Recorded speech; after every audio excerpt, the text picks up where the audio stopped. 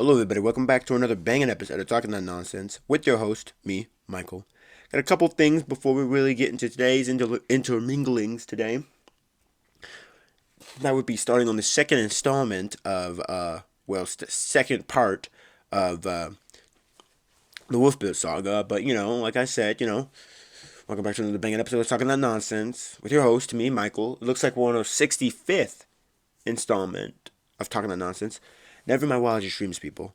So for the uninitiated, I live in Ohio, and for the other initiated, for the more uninitiated, yesterday was our, I guess what you call it, just November election, I guess. Basically, what happened was we voted on some issues. Issue one of the two main things being on the ballot: abortion and the legalization of marijuana. And we got our election results later that day, or what you say, today or tomorrow. Yes, the point is, I got election results today for the people that would like to know and who wouldn't know already. But so the Ohio election results. Issue one was to establish the constitutional right to an abortion. The citizen-sponsored measure would make Ohio the latest string of states to ensure the right to an abortion in its constitution. A yes vote would amend the constitution and give the individuals the right to make and carry out one's own reproductive decisions, including abortion. Well, yeah. Yes, so now you can. Yes, abortions is a green in Ohio. Let's see.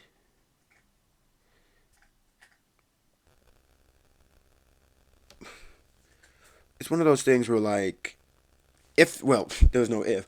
Well, if, let's just say, so basically, if the amendment was to pass, which it did, the state legislator could still ban abortions after the point when a fetus could survive outside the uterus, roughly 23 weeks, unless it threatens the parents, I mean, I mean, I don't mean threaten.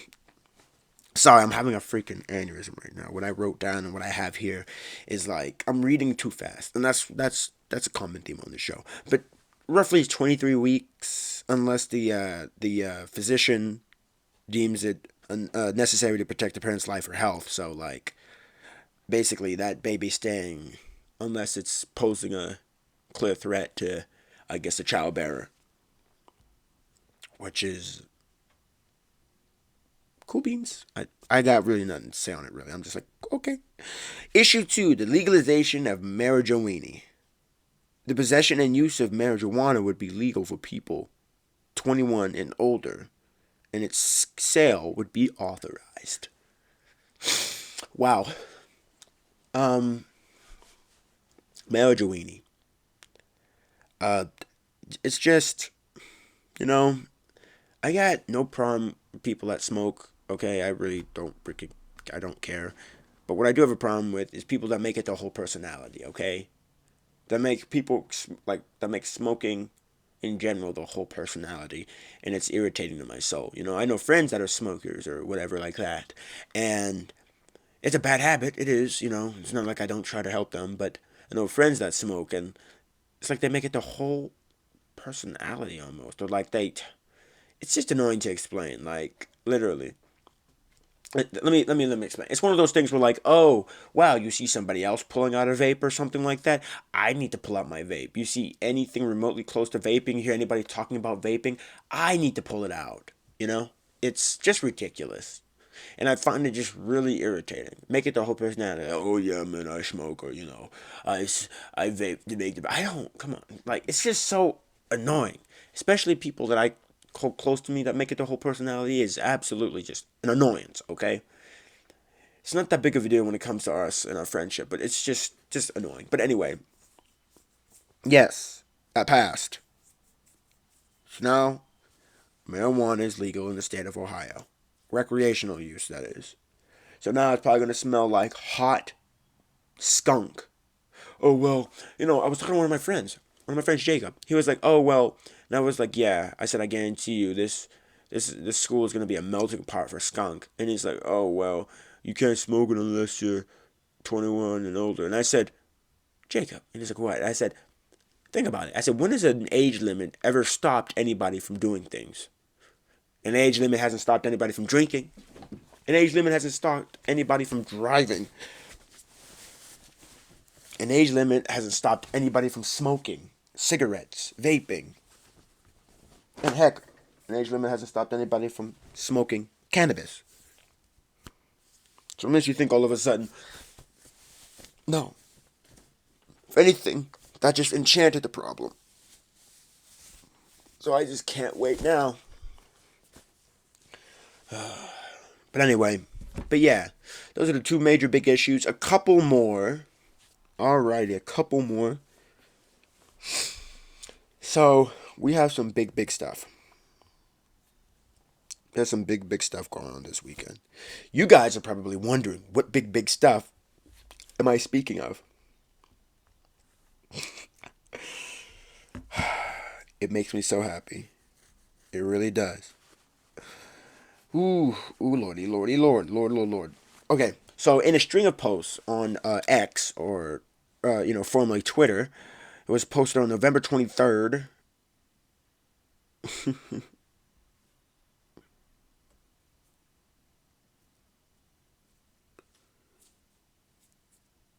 Oh, not November 23rd. It was posted on November 8th. I said November 23rd. I'm looking at the X right now. It was posted at 8 a.m. Today, on the 23rd, and literally almost 100 million people viewed this tweet. And this is posted by this was literally tweeted by Rockstar. We are excited to let you know that in early December,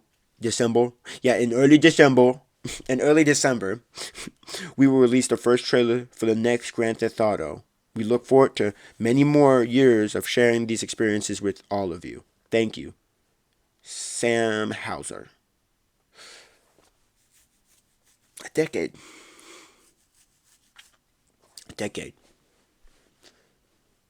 That's wild.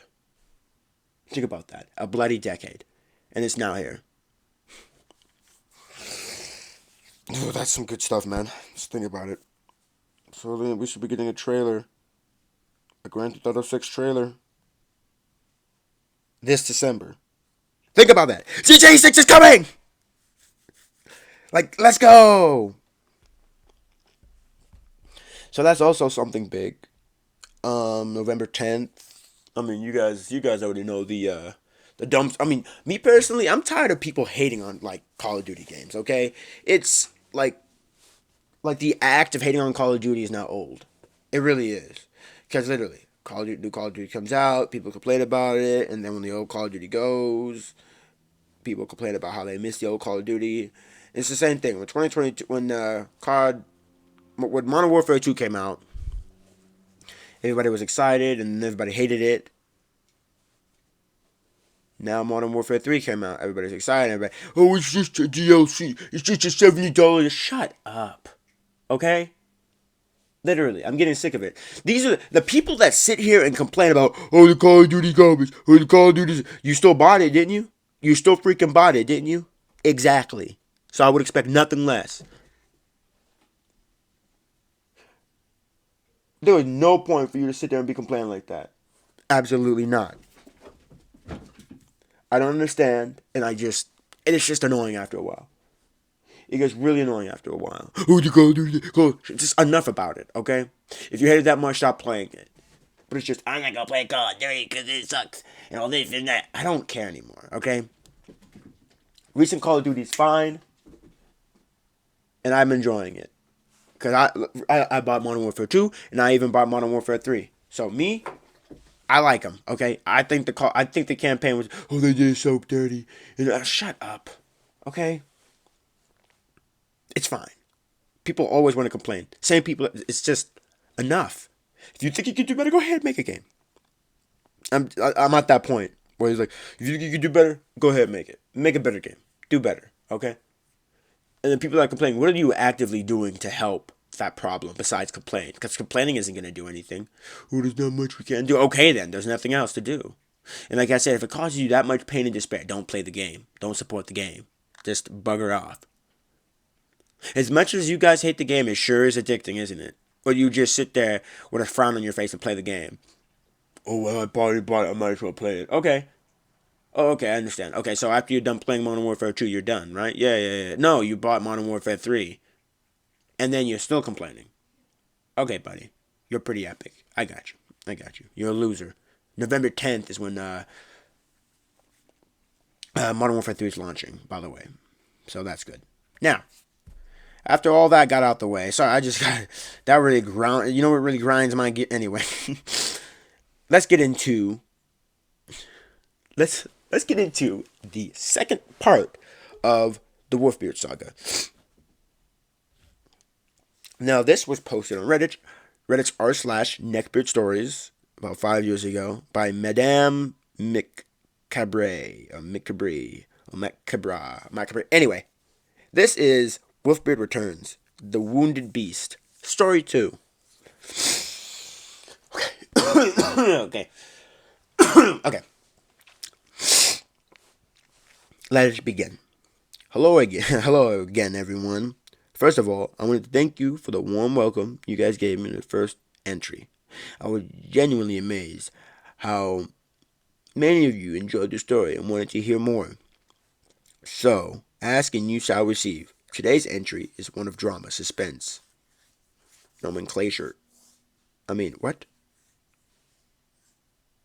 Nomenclature. Oh, I'm so stupid.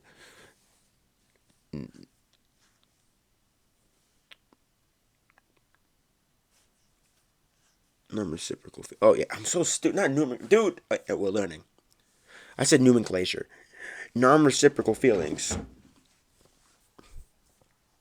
And rejection for your temper tantrums of beardly proportions. And with all that, let's begin. I need this nomenclature. Oh my god, man! All of a sudden, I think nomenclature is totally the same thing as non-reciprocal. I'm so stupid. Anyway, let's continue. I digress. Since my fate-altering encounter with Mighty Wolfbeard, I had consciously made an effort to try to make plans to meet up with Miss Piggy in neutral locations or whatever. Wolfbeard was always, of course, it wasn't always possible to avoid him when it came to me being in the general vicinity of his town. It was like he was like a dang truffle pig, catching my scent in the wind. He had the most uncanny ability to somehow sense my presence and materialize in said location as if by magic. Miss Piggy and I were out for lunch too. Yeah, me and Miss Liggy, Miss Piggy and I went out to lunch. Oh wow, what are you two doing here? What a coincidence. Mind if I join? Miss Piggy invites me to come over and hang out with her at her apartment. Wow, Wolfbeard is supposed to be working until 6. Oh wow, I just so happened to get off work early again. So, what are the odds I'd find you over here? You don't mind if I join in on your girls' day? Now, mind you, if this work situation were anything else otherwise, I genuinely might believe these were coincidences. However, Wolfbeard worked for his wealthy father, so basically whenever he felt like he was done with work for the day, he could be done. And he was always in and he always decided he was done when I'm there, which I think is kind of weird, Think about it, he always kind of shows up whenever you're there. It's not like it's a coincidence. Maybe, the first or second time, maybe I can understand. These cats need to calm down. I swear. Jeez. Anyway. I I genuinely tried, you guys. I tried so hard being friendly to this man because he was going to be married to my childhood friend. But god dang it, did he make it hard. There were only so many excuses I would accept from him blatantly being creepy and downright inappropriate behavior.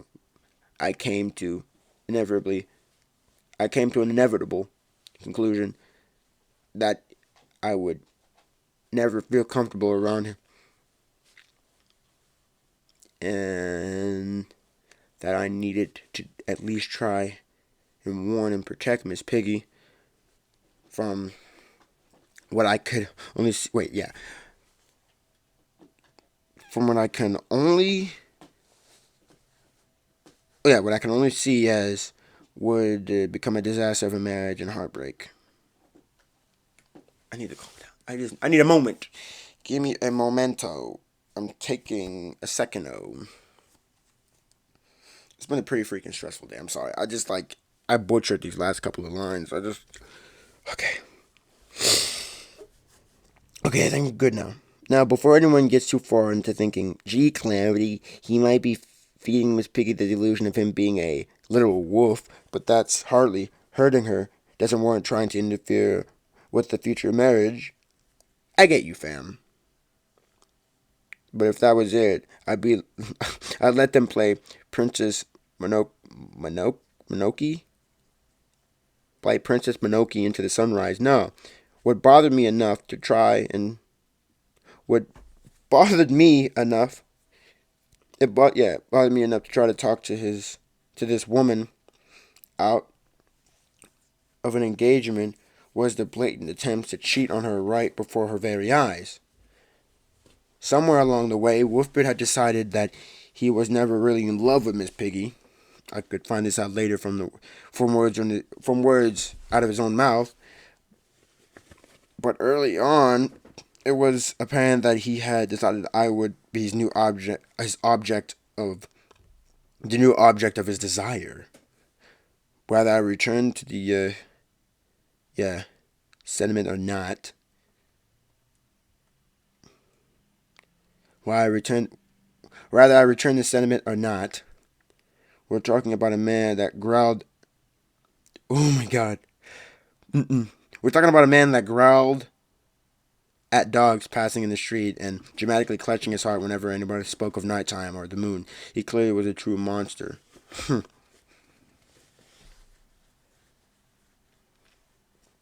All sarcasm aside, Wolfbill blatantly began attempting to put the moves on me about 3 visits in. Anytime I was over, he would always go out of his way to get as physically close to me as possible. Like, take as small as you're willing to allow your personal bubble to shrink, and shrink it to about 3 more inches. Got it? Okay. Now imagine the person invading said bubble, being significantly larger than you, looming so near that you can feel his hot, rotten breath on your neck, and you catch a whiff of it. You catch every whiff of their potent body odor. The large, moist arms occasionally brushing you due to standing so close. You make sure you're getting an ample dose of their sweat. Ample dose of the sweat. They squeeze your arm and waist with their large, soggy hands. They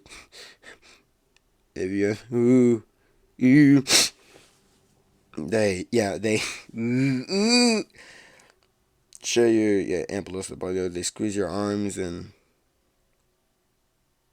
with their large, soggy arms and waist. Every other word. And most importantly, you can't forget that since they loom over you, they're in the perfect position to blatantly stare down your shirt at your cleavage at all times. You think your eyes are not directly on them. Uncomfortable yet? I'm sorry, my brave soldiers, but we're only just begun in the war of many horrors yet to come. Alongside Wolfbeard's freaking soggy squeezes, he liked to try his hand at sweet-talking. He would constantly say that you'd make a man very happy someday, and I envy the lucky sucker. And goth chicks are so sexiest. Oh wait, and goth chicks are the sexiest. But then his all-time favorite poetics to fall back on were extremely uncomfortable comments directly regarding my body.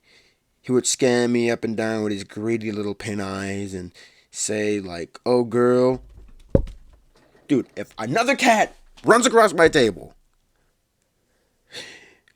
he had greedy little pin eyes and say things like, "Oh girl, oh girl, your chest looks spectacular in that shirt. Or, honey, that top shows off all the right curves. The wildest part about this, Caesar would make those vulgar comments in the most ridiculous of effeminate voices possible, while wobbling his head back and forth and snapping his wrist, as if he thought mocking the most over-the-top stereotype of a gay man made it a funny joke that was totally appropriate and A-OK. To say not only to my face, but in the presence of his own fiancée. That's wild. But perhaps the wildest thing of all was that Miss Piggy was not only alright with these behaviors, but actually defended them. That's right. The few times I had alone time with her, I blatantly told her how uncomfortable Wolfbill made me feel, and that she shouldn't put up with him openly flirting with other women, because she was worth more than that. But she said always to counter that with, but he's only joking, and he doesn't mean that to come off as creepy. He's just trying to be friendly. Basically, for every concern I raised, she had an excuse prepared and at the ready. So after going back and forth with Miss Piggy countless times about it, I finally accepted that if she wanted to marry a creep that openly ogled other women, and without a doubt would cheat on her, the very second the opportunity presented itself, she would. As much as I cared about the well-being of Miss Piggy's heart after rekindling our friendship, I also recognized a lost cause when I saw one, and had to accept that it was not my circus, and this was no way my sweaty, unkept monkey. So my compromise was simple. I would stop bringing it up to Miss Piggy, but I did not want to be around Wolfbird whenever humanly possible. Despite how she defended him, I fiercely maintained how uncomfortable he made me, and to my surprise, Miss Piggy actually agreed. So over the next couple of weeks, when I saw Miss Piggy, she either came over to my place or we met somewhere else outside of her town, seemingly outside of her town, and seemingly Wolfbeard's sphere of influence. It was fantastic. The uncomfortable aura of hungry eyes boring into me was gone, so I was truly able to enjoy catching up on lost times with my friend, but it was hugely apparent that our interests had become widely different, whereas we spent the majority of the time simply filling in each other on how our lives are going, and family and the town had changed over the years. This really wasn't a problem. I did start to notice a disturbing theme, however, of every cringy change or hair-brained, ill-advised decision she had made over time since high school. So you step over my computer.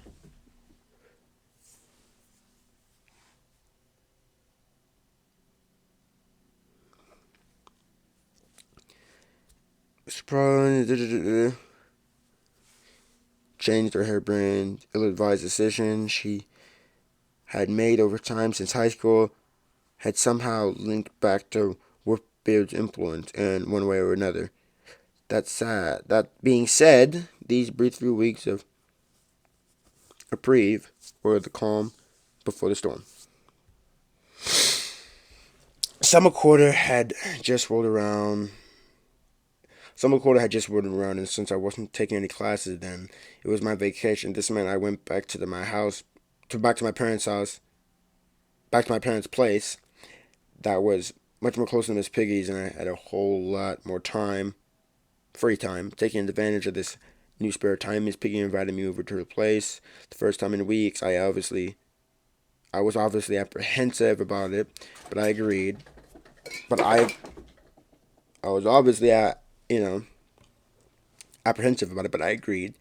Then she assured me that Wolfbeard would indeed be gone the week because he was camping. He was on a camping trip with his father, and I was also a bit easier to warm up at this point as well, because other friends of mine agreed to come with, and also, who doesn't love introducing their old friends? Old and new friends, the more the merrier, right?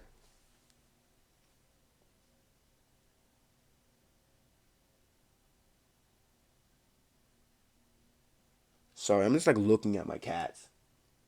Kitty. You know, you guys are about to. Let me take a pause real quick. You guys are about to listen to me give my cats treats. Treats. Get down. Get down. Get down.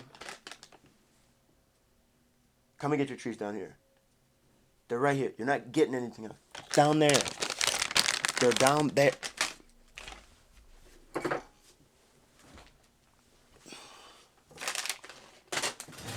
Got two huge cats. My God.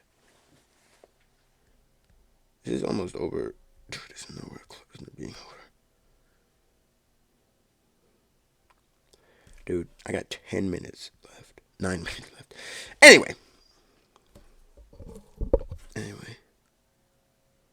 The more the merrier. I'm gonna have to make a part 3. Probably. Third and final part, kind of. Because I only got number. Anyway.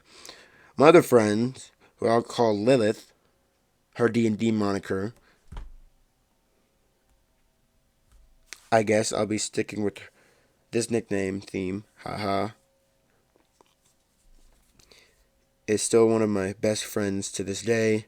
We met after I moved out of my old town, and she rode through the absolute wilderness. That was our edgy high school emo years together.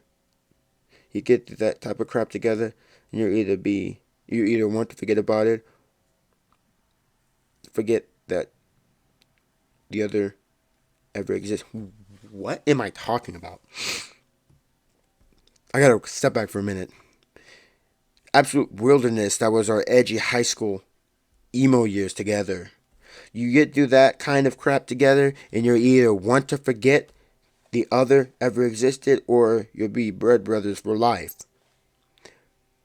We are both full grown but adults now who practically live in replicas of the Allen family house, though. So maybe the phase never truly left us, or didn't hit as hard like a slow burn that permanently infected us. But I digress. We're a couple of spooky, bad female dogs that ride or die together, and god dang it if Wolfbeard didn't make us ride through. Right. Didn't make us ride through hell. Kitties, come on now.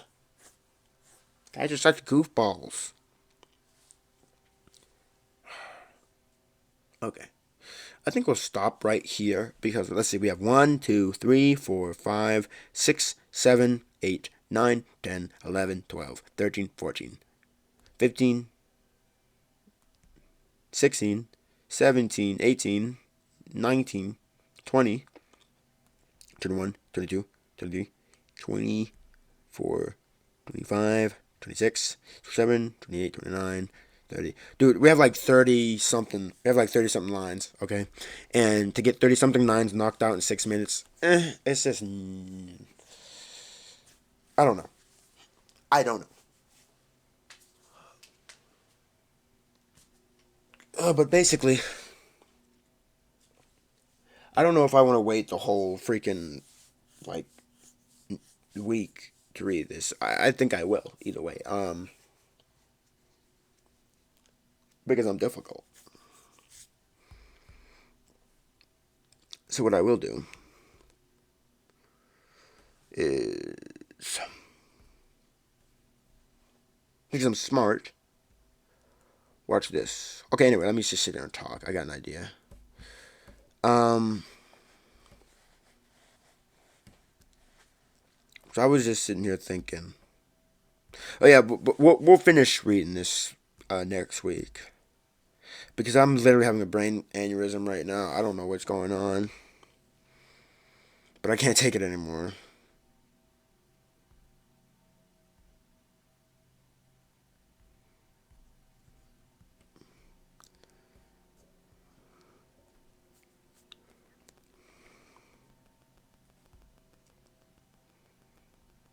So what I'm gonna do is I'm gonna do big brain play.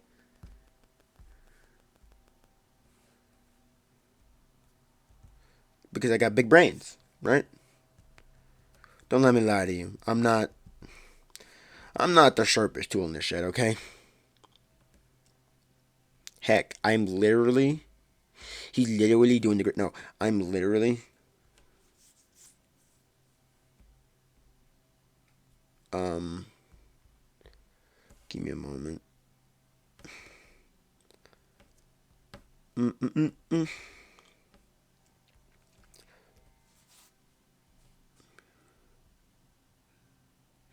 I wonder, do you guys, like, mind me reading these at all? Like, think about it. I mean, can you guys stop? Oh my god. Stop, stop, stop, stop. Stop.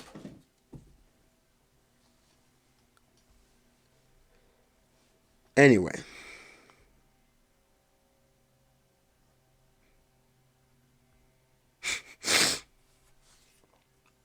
Alright. Let's do a sock on my cat. Oh my god. They're off the nip today or something. Like, geez. Like, they're literally off the nip.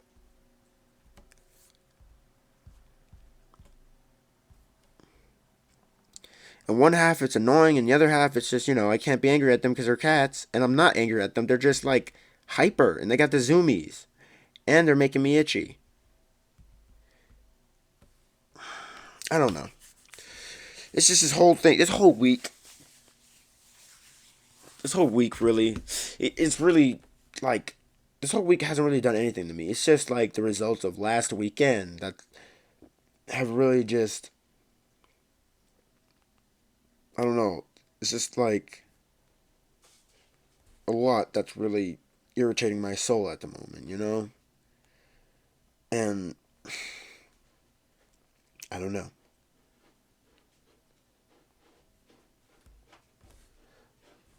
I just don't know. So what I will do is, because I'm done, I fumbled over this so bad, and we're literally only have 2 minutes left, and I don't feel like remaking the video because I got things I want to do.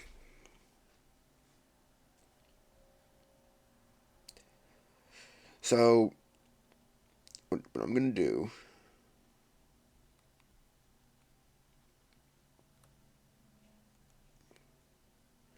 So what I will do is I have the there you go.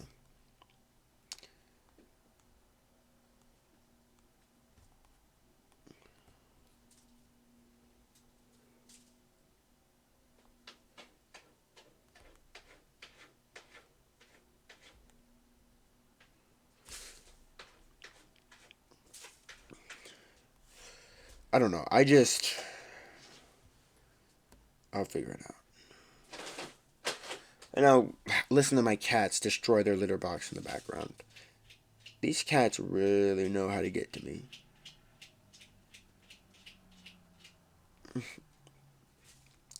Okay, but I have these notes looking nice and neat, so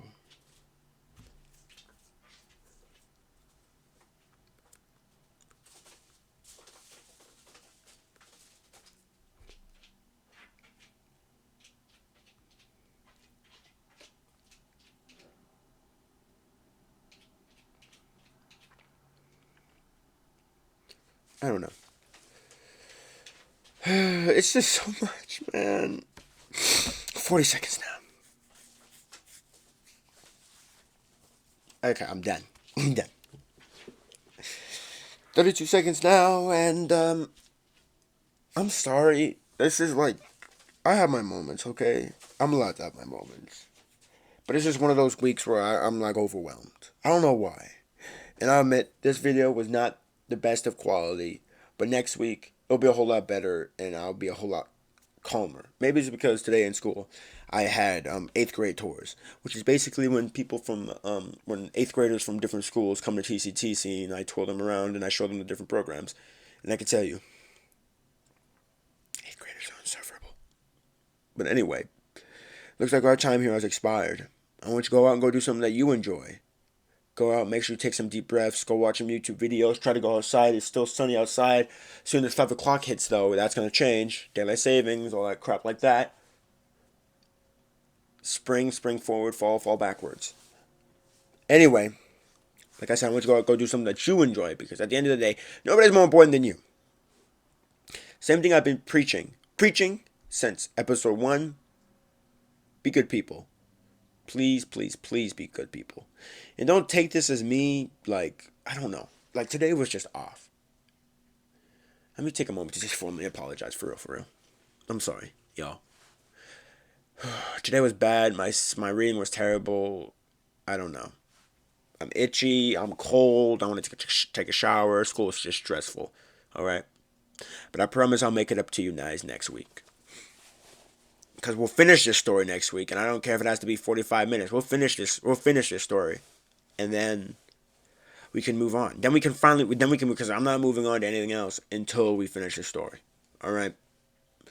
So I appreciate you guys sticking with me. If you guys listen to the end, thank you very much. And